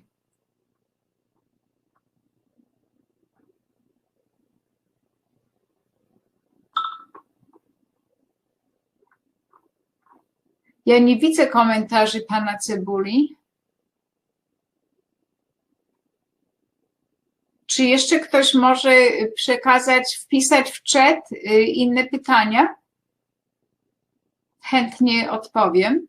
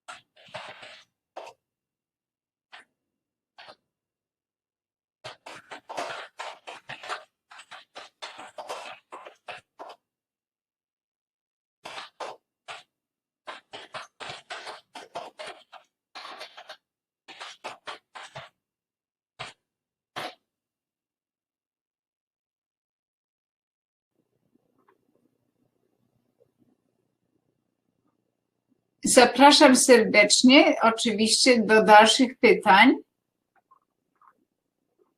Ja jestem zapalonym demokratą, ale to nie wpływa na moje badania pod tym względem, że raz, że pracuję, jakie są oczekiwania wobec Bidena? Bardzo ciekawe pytanie.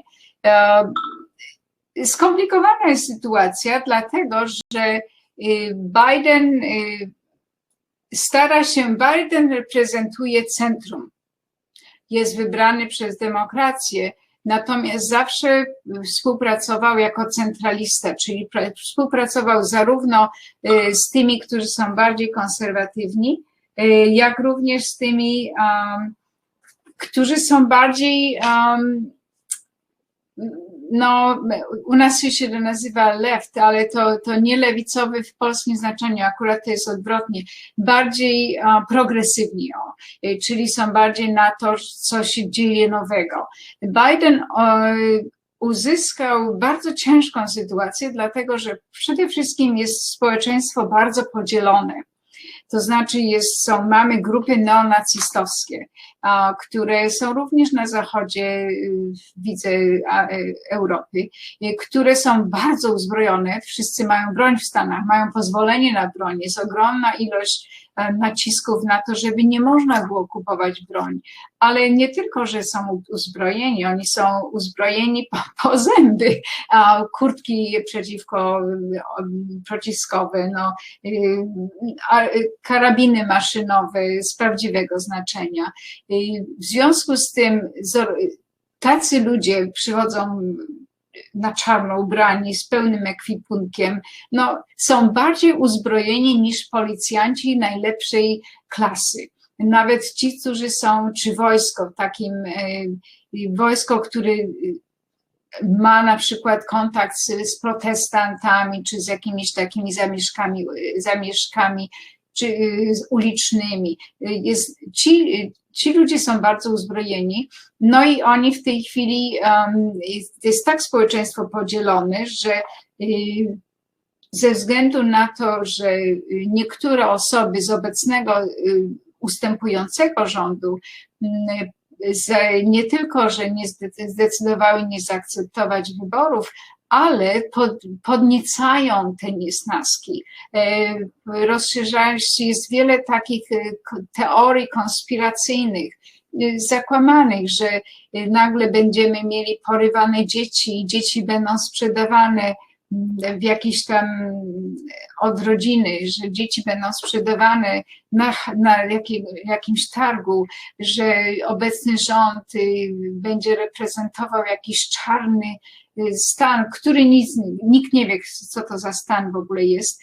W związku z tym Biden uzyskał taką bardzo podzielone społeczeństwo i pierwsze, co zrobił, wydaje mi się, że bardzo sprytnie, wybrał rząd, który reprezentuje Stany, czyli rząd, gdzie ma wszystkich mniejszości narodowe,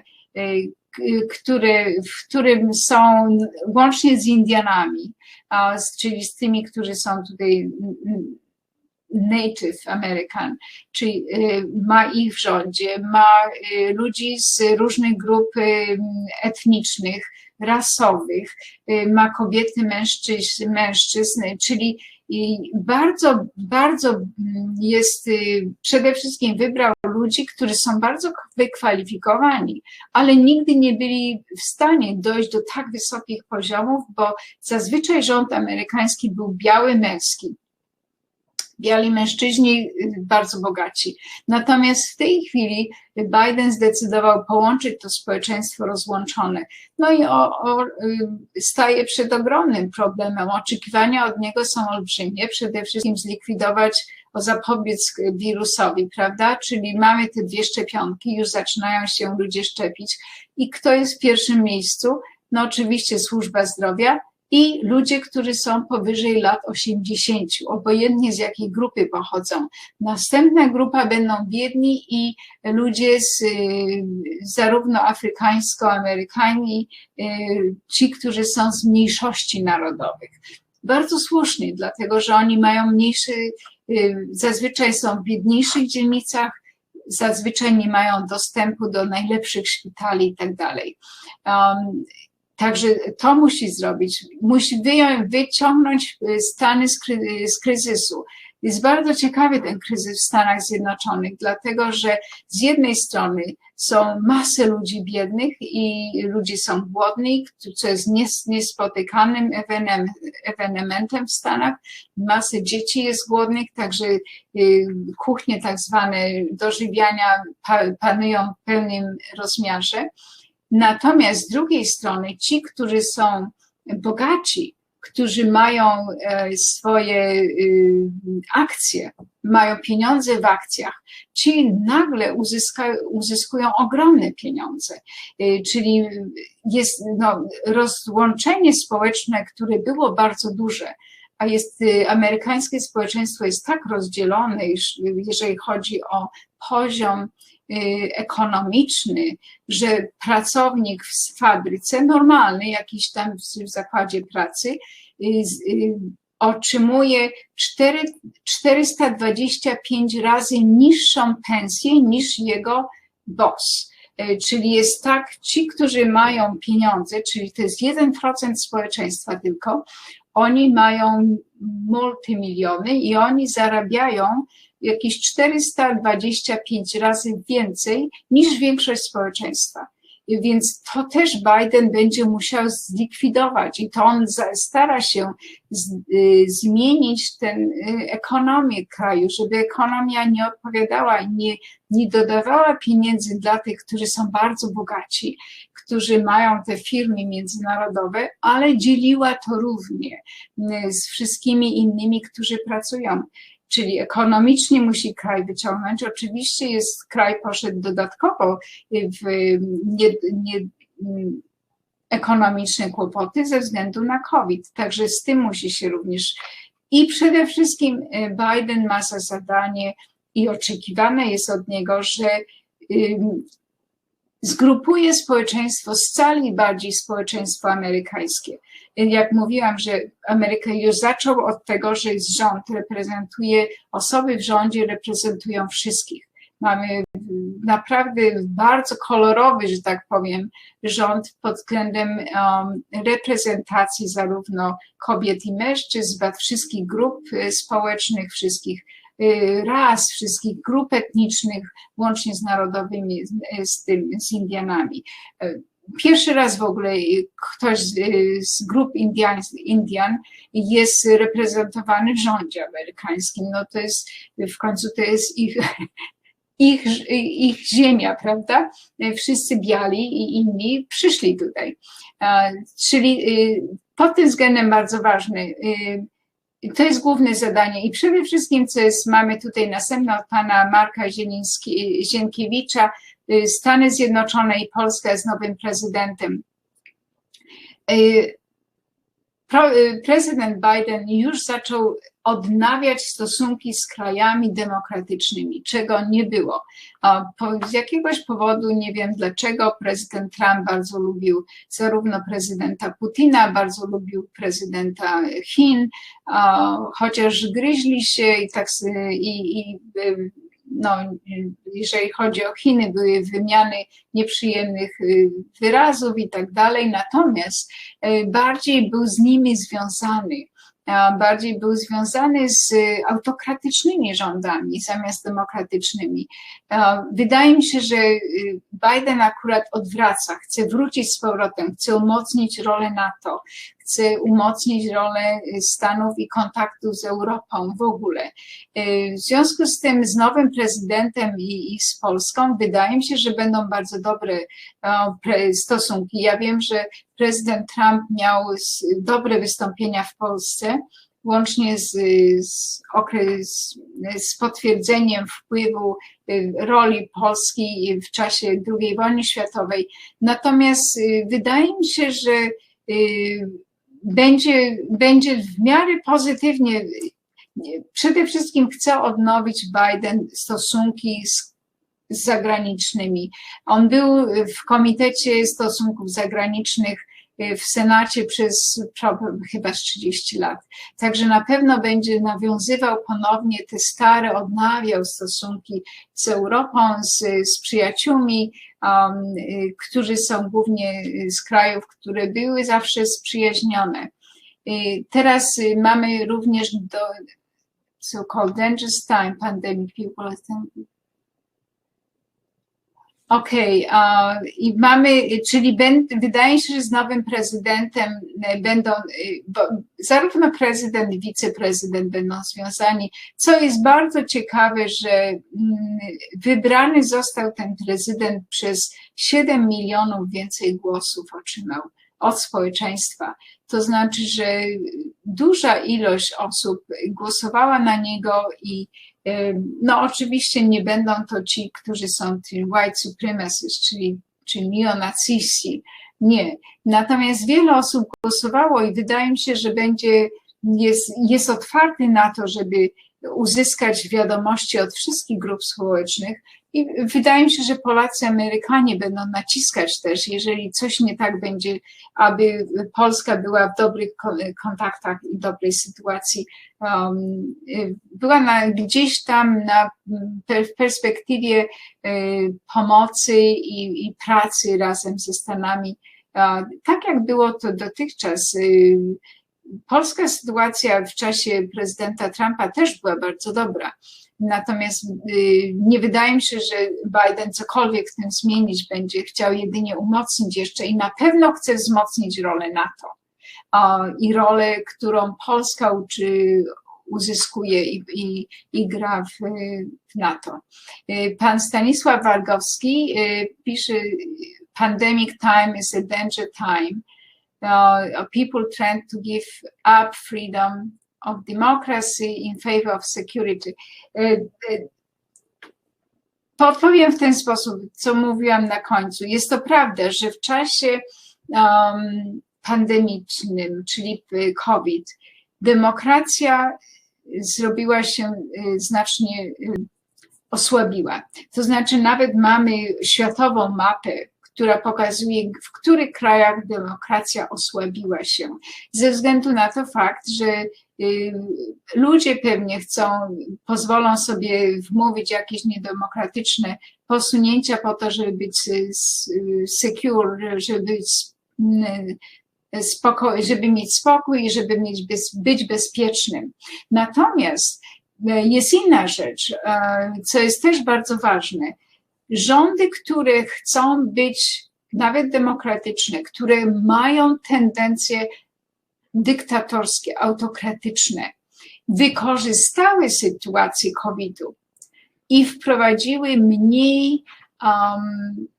mniej transparent, bardziej autorytaryczne decyzje. Znaczy polityka ich nie była tak, nie było, te kraje ograniczyły wolność w wielu krajach, tak bym powiedziała, używając jako pretekst COVID.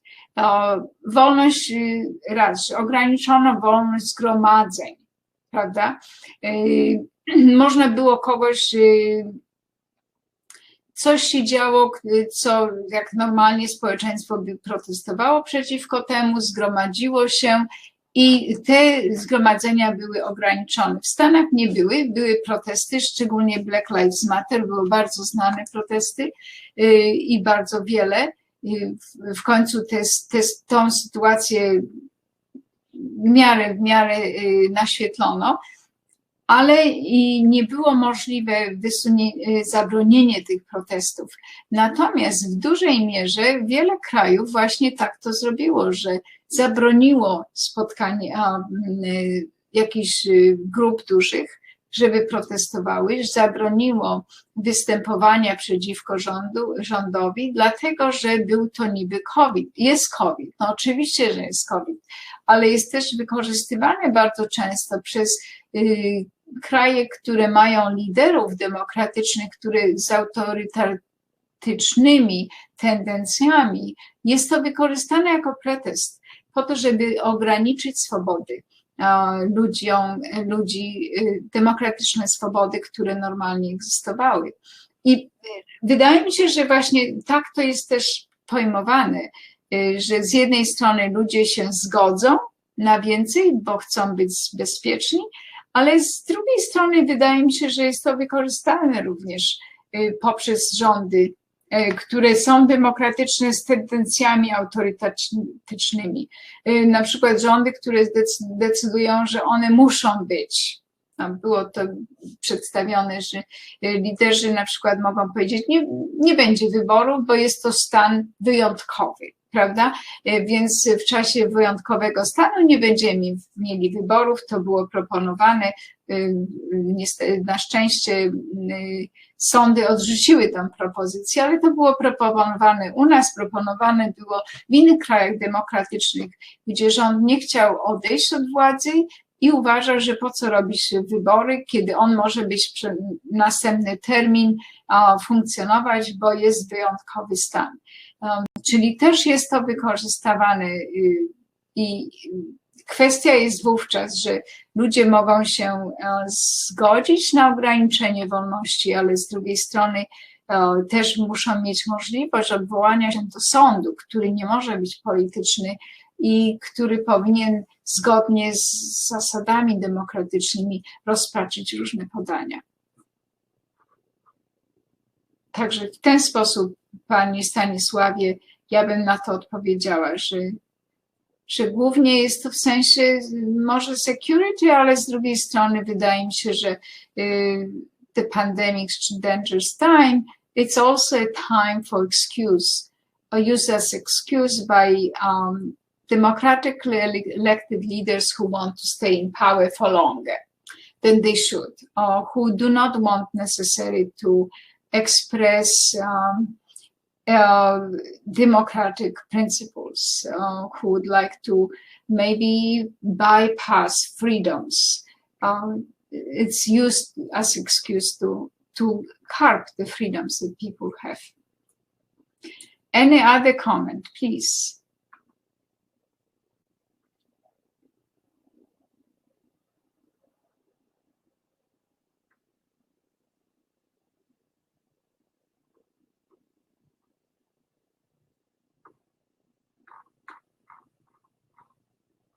Thank you very much. Dziękuję bardzo, Panie Wargacki. Chętnie odpowiem. Rzeczywiście jest, muszę powiedzieć, że wiele osób odpoczęło po wyborach Bidena, dlatego że tuż przed jego wyborem mieliśmy porwania panią, która była wybrana do rządu w Stanach, czyli stanowego, czyli wybrana gubernator, myślę, że to byłoby gubernator stanu, był porwany przez osoby, które były bardziej, tylko dlatego, że ona zdecydowała, że musimy zatrzymać COVID. W związku z tym przez 2 tygodnie będą biznesy i restauracje będą musiały być zamknięte. Niektóre osoby uważały, że COVID-u nie ma. No niestety błąd naszego odchodzącego prezydenta, który twierdził nawet w maju, że COVID w ogóle nie istnieje, wiedząc dokładnie, że jest pandemia i że jest bardzo niebezpieczny wirus.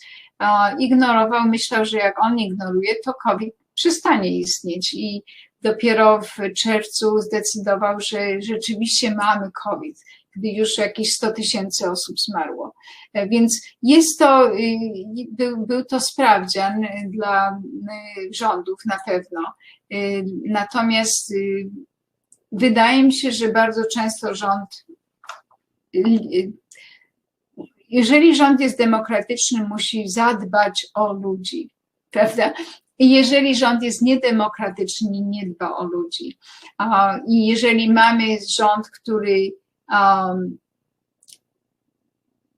decyduje, że społeczeństwo musi być i nawet podżega do podzielenia społeczeństwa, wtedy dochodzi do takich niesnacków, porwania gubernatora, którego na szczęście nasze siły FBI dobrze działają, znaleziono ten spisek, zanim porwano tą kobietę, ale było seria porwań zaplanowanych z bronią, przychodzenie w pełnym ekwipunku pod bronią ludzi, żeby straszyć tych, którzy głosowali. I przychodziły te osoby do podgłosowania, miejsc głosowania w pełnym ekwipunku z bronią, żeby odstraszyć głosujących. No to nie jest demokratyczne zachowanie. I na szczęście sędziowie byli na tyle przytomni, że reagowali na to. Także nie jest to dozwolone. Natomiast nie mając sędziów i niezależnych od polityki, by mogło dojść do niepotrzebnego przelewania krwi z jakiejś wojny domowej nawet, niepotrzebnych niesnasek. Czy są jakieś jeszcze pytania? Chętnie odpowiem.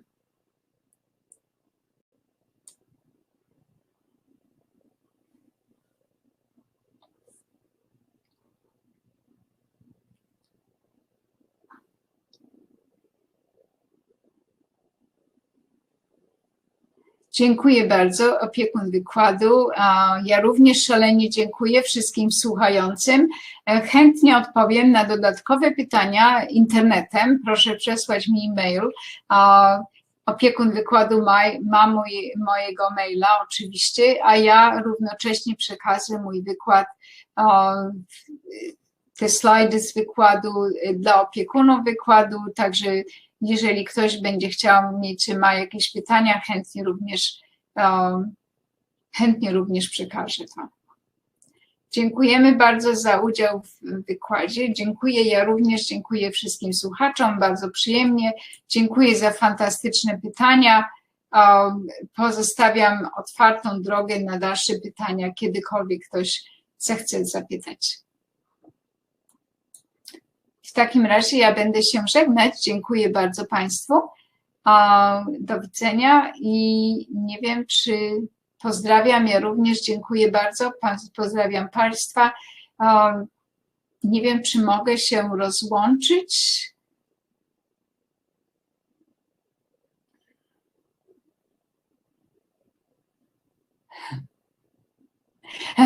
Dziękuję bardzo. Pani Monika pisze, że ma nadzieję, że to nie ostatnie. Mam nadzieję również, że nie ostatnie. Ja również ślicznie dziękuję. Bardzo chętnie podzielę się z wszelkimi wiadomościami. Może jeden wykład będziemy mieli na temat demokracji i środowiska naturalnego, co uważam, że jest też szalenie ciekawe. I do widzenia również i do usłyszenia może jeszcze kiedyś wkrótce. Dziękuję bardzo.